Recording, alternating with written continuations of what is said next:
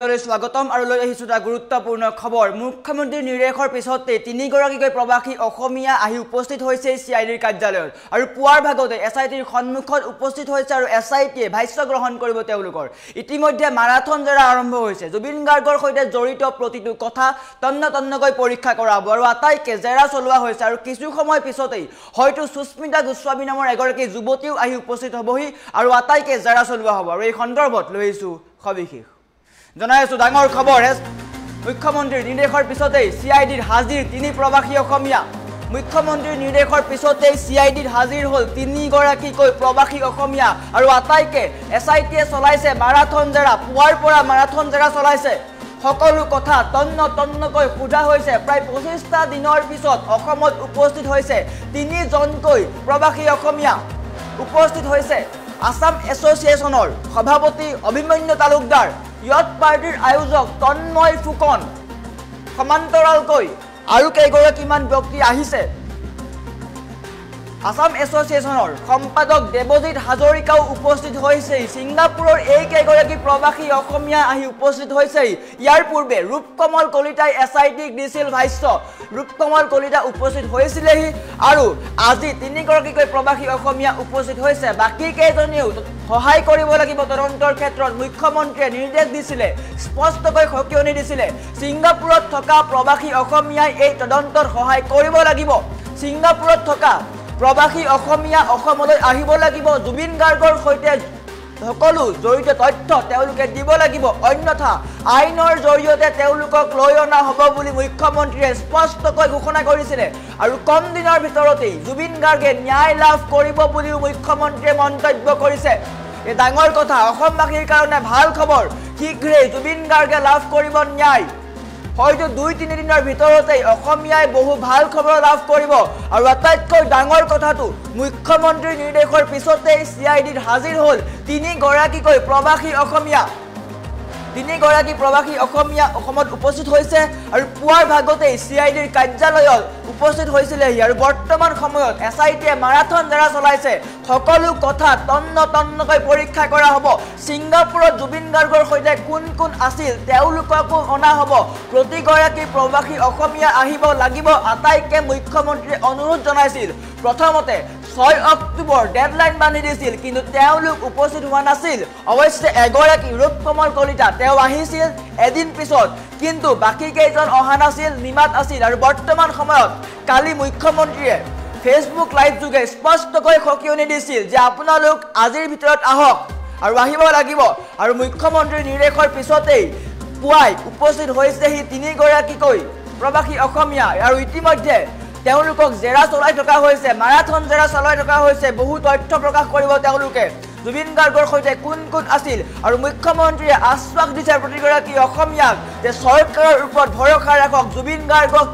চৰকাৰে নিশ্চয় ন্যায় দিব জুবিন গাৰ্গৰ ন্যায়ৰ যি প্ৰক্ৰিয়া সেই ক্ষেত্ৰত চৰকাৰে অভূতপূৰ্ব সঁহাৰি যোগাই আছে প্ৰতিটো ক্ষেত্ৰত জুবিন গাৰ্গৰ ন্যায়ৰ সৈতে জড়িত সকলো তথ্য চৰকাৰে যোগান ধৰাৰ চেষ্টা কৰিছে সকলো কৰিছে আৰু শীঘ্ৰেই জুবিন গাৰ্গে ন্যায় পাব বুলি মুখ্যমন্ত্ৰীয়ে মন্তব্য কৰিছে আমাৰ ওচৰত মুখ্যমন্ত্ৰীৰ মন্তব্য আছে মন্তব্য দেখুৱাই লোৱাৰ চেষ্টা কৰিছো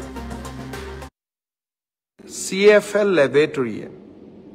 জুবিনৰ মৃত্যুৰ ভিছাৰা ৰিপৰ্ট দিয়াৰ পিছৰ পৰাই এই ঘটনাটোৰ প্ৰতি সিআইডিয়ে ইয়াৰ গোটেই ঘটনাটোৰ ওপৰত এটা নিৰ্দিষ্ট দিশ বিচাৰি পাইছে আৰু মই ভাবো যে খুব কম দিনৰ ভিতৰতে আমি জুবিনৰ মৃত্যুৰ সৈতে জড়িত সমস্ত ঘটনাৰ আজি আদালতৰ আগত আমি প্ৰকাশ কৰিব পাৰিম আমি এতিয়া বহুখিনি কনফিডেন্ট হৈছো যে এই তদন্তৰ গতি আকাংক্ষিত গতিৰে আগবাঢ়িছে আৰু আমি নিৰ্ধাৰিত সময়ত আদালতক সমুখ খবৰ আমি জনাব পাৰিম ছিংগাপুৰৰ অসমীয়াসকল নহা বাবে আমি মনোকষ্ট পাইছিলো অহাকালি 4জনকৈ ছিংগাপুৰৰ প্ৰবাসী অসমীয়া অনুসন্ধানত যোগ দিবৰ বাবে গুৱাহাটীলৈ আহিব অৰ্থাৎ আগত এজন আহি গ'ল এতিয়া 4জন আহিব 6জন এতিয়াও বাকি থাকি যাব মই সেই 6 গৰাকী অসমীয়াক আকৌ এবাৰ কম যে অসমৰ হিয়া ৰামথু প্ৰাণৰ শিল্পী জুবিন গাৰ্গৰ মৃত্যুৰ তদন্তত সহায় কৰা আপোনালোকৰ লিগেল ৰেছপন্সিবিলিটি আইনগত দায়িত্ব আপোনালোকৰ মৰেল ৰেছপন্সিবিলিটি আপোনালোকৰ নৈতিক দায়িত্ব আৰু আপোনালোকে অসমলৈ আহিব লাগিবই যিসকলে অসমলৈ নিজে নাহে তেওঁলোকক কেনেকৈ আনিব লাগে তাৰ বাবেও আমি আইনৰ ব্যৱস্থা ল'বলৈ কুণ্ঠাবোধ নকৰোঁ মই আশা কৰোঁ আপোনালোকে সোনকালে আহক আপোনালোকৰ ষ্টেটমেণ্টখিনি লোৱাৰ লগে লগে আমি আদালতক গোটেই ঘটনা অতি সোনকালে জনাবলৈ সক্ষম হ'ম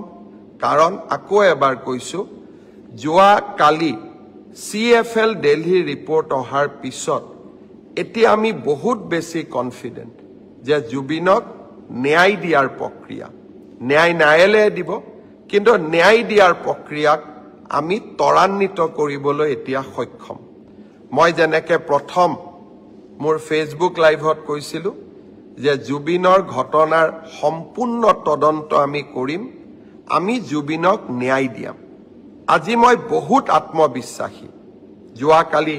CFLৰ ৰিপৰ্ট দেখাৰ পিছত যে হয় এতিয়া আমি যি আপোনালোকক প্ৰথম দিনা মই প্ৰতিশ্ৰুতি দিছিলোঁ সেই প্ৰতিশ্ৰুতি নিশ্চিতভাৱে আমি ৰক্ষা কৰিব পাৰিম CFL লেবৰেটৰীয়ে জুবিনৰ মৃত্যুৰ ভিছাৰা ৰিপৰ্ট দিয়াৰ পিছৰ পৰাই এই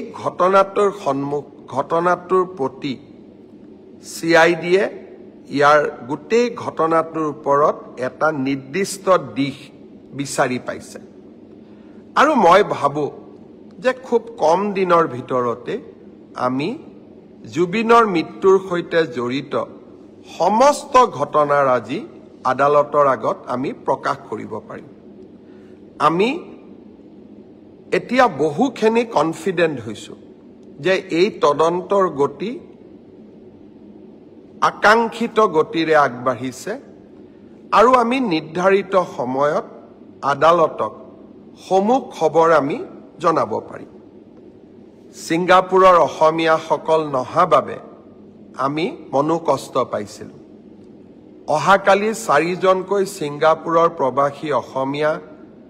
অনুসন্ধানত যোগ দিবৰ বাবে গুৱাহাটীলৈ আহিব অৰ্থাৎ আগত এজন আহি গ'ল এতিয়া 4জন আহিব 6জন এতিয়াও বাকী থাকি যাব মই সেই 6 গৰাকী অসমীয়াক আকৌ এবাৰ কম যে অসমৰ হিয়া ৰামথু প্ৰাণৰ শিল্পী জুবিন গাৰ্গৰ মৃত্যুৰ তদন্তত সহায় কৰা আপোনালোকৰ লিগেল ৰেছপন্সিবিলিটি আইনগত দায়িত্ব আপোনালোকৰ মৰেল ৰেছপন্সিবিলিটি আপোনালোকৰ নৈতিক দায়িত্ব আৰু আপোনালোকে অসমলৈ আহিব লাগিবই যিসকলে অসমলৈ নিজে নাহে তেওঁলোকক কেনেকৈ আনিব লাগে তাৰ বাবেও আমি আইনৰ ব্যৱস্থা ল'বলৈ কুণ্ঠাবোধ নকৰোঁ মই আশা কৰোঁ আপোনালোকে সোনকালে আহক আপোনালোকৰ ষ্টেটমেণ্টখিনি লোৱাৰ লগে লগে আমি আদালতক গোটেই ঘটনা অতি সোনকালে জনাবলৈ সক্ষম হ'ম কাৰণ আকৌ এবাৰ কৈছোঁ যোৱা কালি CFL দিল্লী ৰিপৰ্ট অহাৰ পিছত এতিয়া আমি বহুত বেছি কনফিডেণ্ট যে জুবিনক ন্যায় দিয়াৰ প্ৰক্ৰিয়া ন্যায় ন্যায়ালয়ে দিব কিন্তু ন্যায় দিয়াৰ প্ৰক্ৰিয়াক আমি ত্বৰান্বিত কৰিবলৈ এতিয়া সক্ষম মই যেনেকৈ প্ৰথম মোৰ ফেচবুক লাইভত কৈছিলোঁ যে জুবিনৰ ঘটনাৰ সম্পূৰ্ণ তদন্ত আমি কৰিম আমি জুবিনক ন্যায় দিয়াম আজি মই বহুত আত্মবিশ্বাসী যোৱাকালি CFLৰ ৰিপৰ্ট দেখাৰ পিছত যে হয় এতিয়া আমি যি আপোনালোকক প্ৰথম দিনা মই প্ৰতিশ্ৰুতি দিছিলোঁ সেই প্ৰতিশ্ৰুতি নিশ্চিতভাৱে আমি ৰক্ষা কৰিব পাৰিম